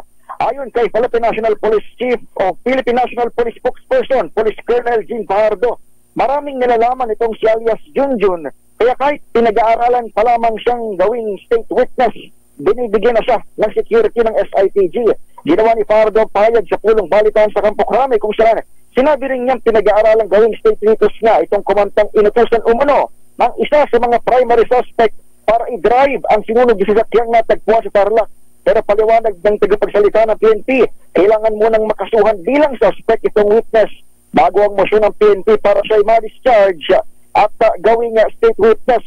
Nauna rito, kinumpirma ni CIDG Director, Police Major General Leo Francisco, ay tinuturig ng utak sa krimen ang isa sa dalawang dating police patrolman na bumaril din umano kina Geneva Lopez at Yitzhak Cohen. Kaway sa lupa ang tinitignang motibo sa pagpaslang ni na Michael Giang at Romel Abuso sa pinagsanglaan umano ng lupa na si Lopez. Samantala Lakay, kapapasok lamang balita sa Campo Crame, patay ang isang kadete ng NYK TDG Maritime School ito Lakay sa Calamba, Laguna. Matapos parusahan ng kanyang senior officer. Kinilala ng Police Regional Office Calabarzon ang biktima sa alias lamang na Andrew na ang report o nag-report umano sa suspect na si alias Nathaniel. Sa report na nakarating sa Campo Crame, napatid na pinag-exercise itong biktima matapos umanong lumabag sa isang hindi na binanggit na offense. Nakaramdam ito ng hirap sa paghinga at nawala ng malay bago dinala sa Global Care Medical Center sa Canlubang, pero idinala niya ring dead on arrival. Hawak na ng Calamba City Police Station ang kanyang senior na suspect na sa ilalim sa kaukulang disposisyon. Para sa kauna-unahan sa Pilipinas, DZOH, ito si Edniel Parrosa. Tuloy-tuloy sa pagbabalita, tuloy-tuloy sa serbisyo. Sama-sama tayo, Pilipino. Damdamin Bayan. Maraming salamat, Edniel Parrosa mula sa Campo Crame. Grabe naman, kawawa naman yung namatay, ano, ha? Samantala, sandali lamang at batiin na natin ng happy birthday si Bukal Boy Sunyiga ng Laguna mula kay Noble Nonong Barcarce at kay Engineer Gaspar Ronaldo Badillo. Teka muna, ha? Ilang birthday itong si Engineer Gaspar, ha? Happy birthday din kay former Little President. Advance happy birthday Secretary Ed Ermita. Kabayan kumusta kagadian sa Batangas Happy birthday din kay Sherwin Alfaro at kay Bukal Miriam Mendoza ng Tagaytay. Kuyang bileta happy birthday kay Congressman tuloy. Konsehal Ryan Soler Kalimbahin. Ang saya ng kanyang birthday kagabi, ha? Sayang wala ka pa rin June. At happy birthday din kay Lorna Buduan from Ate Tess, Kuya Mario at Kuya Aika Carpio. At happy birthday din kay Kuyang Colonel Bong Buslig ng Quezon City Police District, Christine Maria Sunga mula kay Kuyang Roldan Deliso at kay Kuya Freddy Martinez. Kuyang Freddy, happy birthday. Naragsa ka pa nagkasangay apo, ha? At siyempre pagbati mula kay Hermana Tessie Martinez at mga brethren sa Tumawini Lads mula kay General Apo Benito Ramos. Apo Benito Kabsat, kumusta ka na, ha? At kay Mayor Jojo Miro. Happy birthday din kay Lito Ansures at Kuyang Alex Solomon at kay Kuyang Paul Medrano, Kuyang Engineer Noel Montefalcon ng Malacanang Engineering Office. Good morning, ha? Good morning sa mga taga Malacanang. At happy birthday din kay Captain Winifred Kawili, Captain Alan Villagracia at Miss Grace Rivera. Wow! Watching all the way from Colorado, US of A. Wow, magandang hapon po sa inyo dyan sa Colorado, USA. Pagbati mo na ko yung Colonel Joseph Datora, ang ating military attaché sa bansang Spain. Damdamin Bayan. Sandali lamang at meron lang tayong panawagan din sa Imos, Cavite, ha? Tinatawagan natin yung mga may-ari officers ng Green Estate Subdivision Phase 2 sa Malagasang 1F. Pakicheck daw po, ayan, pakipukpuk yung management ng Good Hands Water Incorporated. Mahina daw ang tubig. Ayan, sabi ni Engineer Abet Chua, ayan, malakas pa ang ihi ko, ha? Kaysa tubig na tumutulo sa aming gripo. Wow. Ganda pa naman ng pangalan, ha? Good Hands Water Incorporated, ha? Mukhang sama-samang kamay napunta ang serbisyo ng tubig dyan sa Green Estate Subdivision. Daming bayan. Standby Giselle Ricafort. Ayan, binati natin si Secretary Ed Ermita. Ayan, nakikinig sa atin yan, ha? Abay, Secretary Sir, abay, kailan tayo magpapabarik dyan? Si Giselle Ricafort, birthday din, ha? Kailan na nga birthday ni Giselle, ha? Akala ko birthday din ni Giselle. Standby Giselle, standby Val Gonzales, standby Edwin Duque, standby Miss Nicole Lopez. Bakit itong si Miss Nicole Lopez, ha? Eh, ngayong wala si Sister L dahil bisita ng DZRH sa Operation Tulong sa kanilang charity work ngayon. Abay, nakaswala ng live itong si Nicole, ay nang sumabay sa akin, ha? Baka makasuhan uli ng libel, ha? Yan, nervous si Nicole Lopez sa attorney Orlidi, ha? Ayan, attorney Rina Seco, ha? At attorney Cheryl Adami Molina. Daming bayan. Oras, Mr. Cesar Lin. Ako talaga, ha? Yung kaibigan natin may-ari ng bangko, meron kayang naku, baka isumpi na, ha, bossing Cesar, ha? Ayan, baka ipasumpi na itong kaibigan natin, ha? Baka isyuan ng sumpi na dusi sa Tecum at kunin yung CCTV, ha? Yung footage kung totoo itong aligasyon na malupit yung aligasyon ni former Congressman Egay Erisa na nakita niya, ha? Ayan, yung isang opisyal ng COMELEC na nag-withdraw ng malaking pera at nakalagay sa ilang kahon yun? Ayan. Ay, baka na magpapatay ng bahay, mansyon. Ayan, pero sige, abangan na lang natin kung ano po ang maging resulta ng investigasyon. Ito ba mga aligasyon sa mga taga-COMELEC ay talagang totoo o gawa-gawa lamang? At kung totoo, wow, ano ang mangyayari sa kanila? Daming bayan. Oras, alas 9:54. Ang balitang ito ay hatid sa inyo ng AC. Mo natin ng happy birthday si Noble General Nahum Tarosa. Binabati ni Kuyang Noble General Moises Moya Pagaduan. Alaba tayo dyan, Noble Sir, ha? At sabi ni Kuya Aman Tusino, ayan, pakibati rin ng happy birthday si Junior Warden Sunny Natanawan ng Tanawan City. Ala, kailan ka diyan magpabarek, ha? Diba, Mr. Steve Esteban, good morning. At maraming salamat, Dr. Joey Laceda. Ayan, happy anniversary daw sa DCRH. At sabi ni Kuyang Doming Diasis, ayan, pakibati, ayan, nabati natin na Kuyang, ha? Si Berward Paul Nahum Tarosa, DDGM ng Region 4, Laguna West. Pagbati mula sa mga brethren sa Tuguegarao Masonic Lodge. Meron bang emperador dyan, ha? At sabi ni Tiger Casanova, batiin din natin ito, i-congratulate natin, ha? Ang gagaling ng mga Pinoy natin, mga estudyante na ba't hindi masyadong nabibigyan ng pansin ang mga ito, ha? Welcome back na po sa Philippine delegates na nakipag-compete sa 2024 Japan Design Idea and Innovation Competition na ginanap sa Tokyo Araike Convention Center, Tokyo, Japan noong July 5. Abay, sino bang Secretary Solidom, ha? Yan, DOST, ha? Dapat itong mga binibigyan natin ng ayuda, tulong, suporta, ha? Itong event ay organized ng World Invention Intellectual Property Associations na nire-recognize around the world ang mga creative ideas and inventions ng 50 member countries. Wow, kita nyo mga kaibigan, ha? Abay, ang mga estudyante ng dyan sa may Mindoro, ayan, Silver Medalist Award, Individual Elementary, si Maurice Casanova. Wow, project title, Android-based Bluetooth Link Intelligent Smart System. O kita nyo, ha?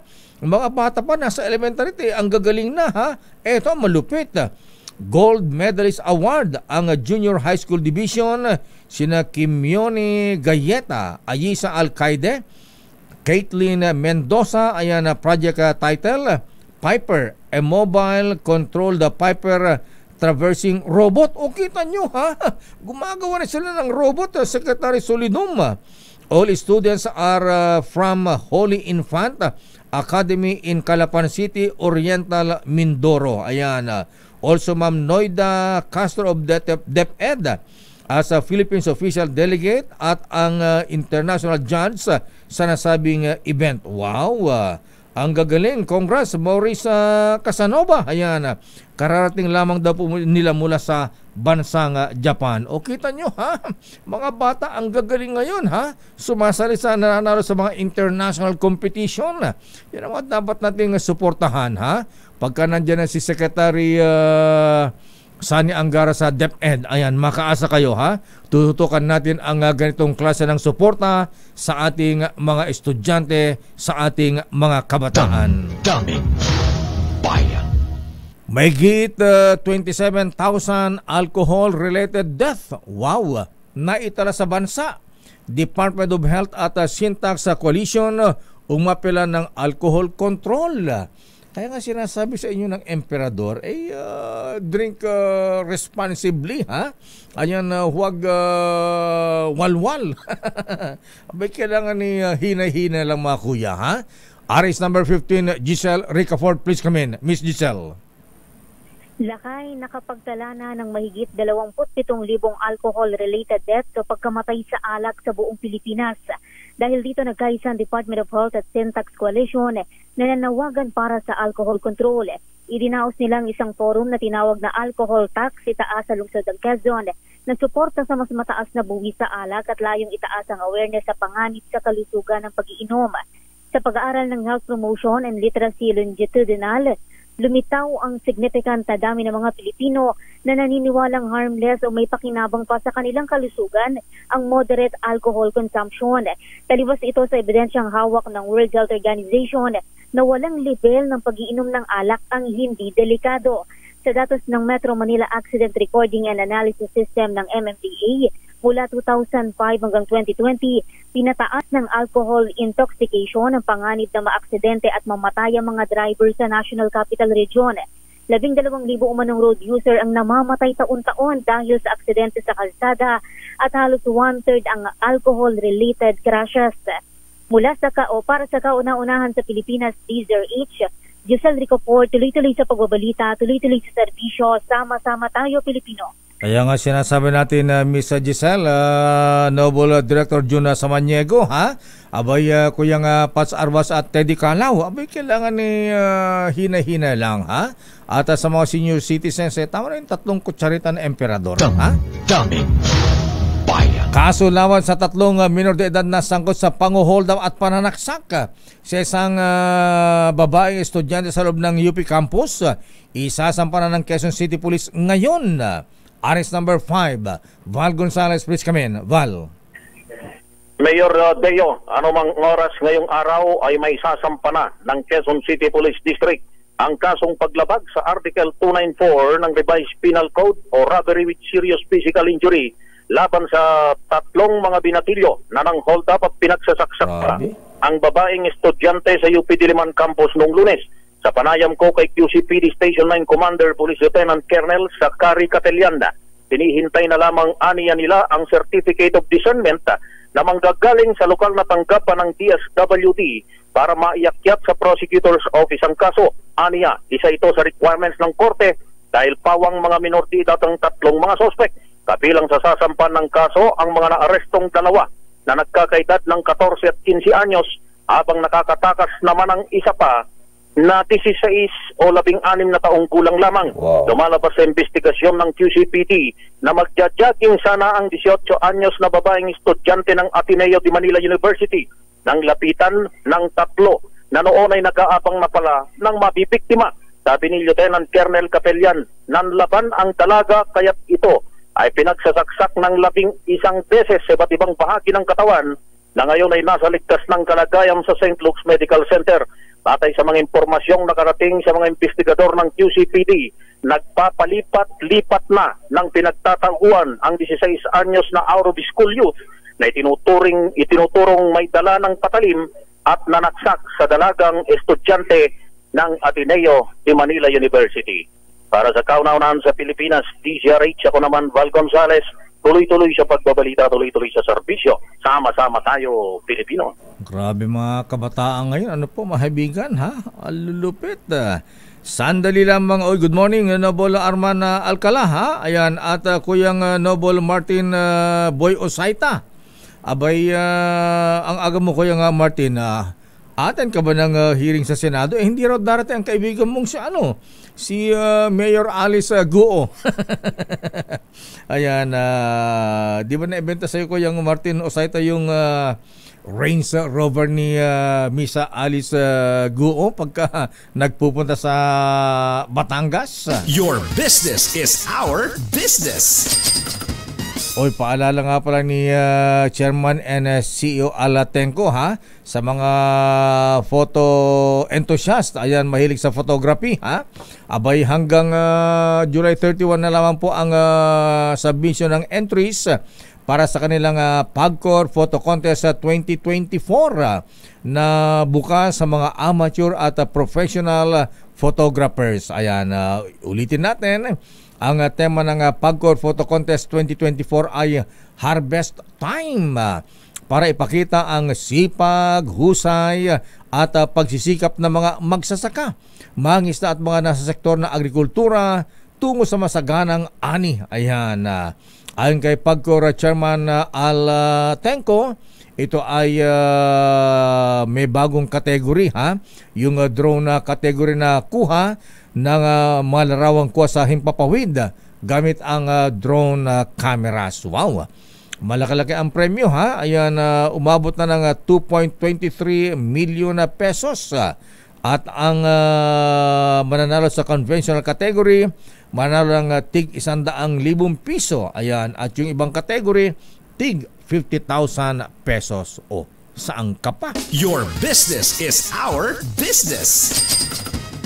Saan ba itong mga Dali Grocery, Nicole? Ba't di ko nakikita ito, ha? Ilang produkto ng Dali Grocery Store pina-pull out dahil sa copyright infringement. Ang detalye mula kay Miss Nicole Lopez. Nicole! Nahaharap ngayon sa reklamo ang hard discount store na Dali. Ito'y nang maghain ng complaint ang kumpanyang NutriAsia sa pamamagitan ng Cruz Marcelo and Tenefrancia Law Firm dahil sa trademark infringement, unfair competition at copyright infringement. Tinutukoy dito ng NutriAsia ang tatlo nilang produkto na UFC Banana Ketchup, Dato Puti Vinegar at Dato Puti Soy Sauce. Ayon sa law firm, halos pareho ang disenyo at packaging ng Dali products na Kulina Banana Ketchup, Raha Puro Vinegar at Raha Puro Soy Sauce sa mga produkto ng NutriAsia. Bunsod ng reklamo, ipinapull out na nga ng Intellectual Property Office of the Philippines o IPOPHIL sa operator ng Dali Everyday Grocer ang mga nasabing produkto dahil sa halos parehong disenyo nito sa produkto ng NutriAsia. Dahil sa injunction, tumalima rin naman ang Dali at inalis na ang mga nasabing produkto sa kanilang mga tindahan. Pero nang hinga ng opinyon ng operator ng Dali, hindi pa ito nakasagot sa itinakdang deadline para sa kanilang reply. Ayon naman kay IPOPHIL Director General Roel Barba, hinihintay din nila ang feedback mula sa Bureau of Legal Affairs na humahawak sa kaso laban sa Dali. Sa panig naman ng Department of Trade and Industry, iniimbestigahan din nila ang umano'y unfair practices sa Dali stores bilang parte ng kanilang commitment sa magpapairal ng consumer protection.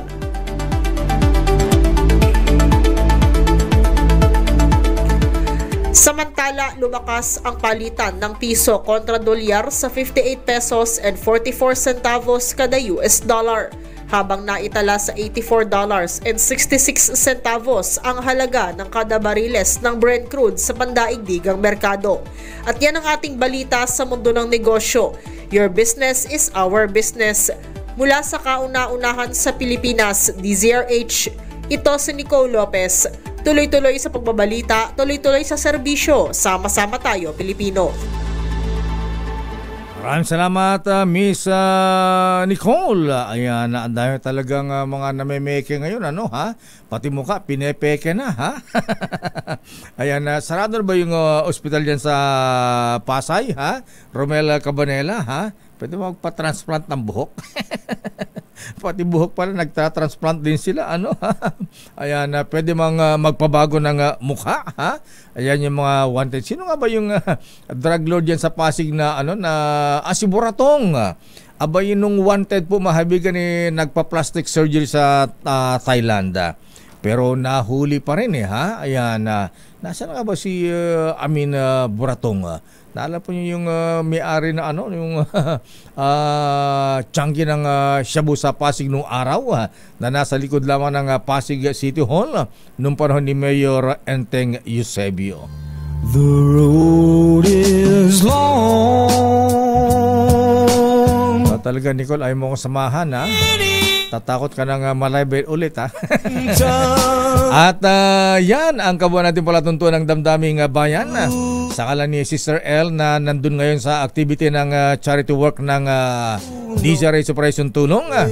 Ako po si Deo Makalma. Susunod na, Wonder Woman, Miss May Binauhan. Bye-bye. Stay safe.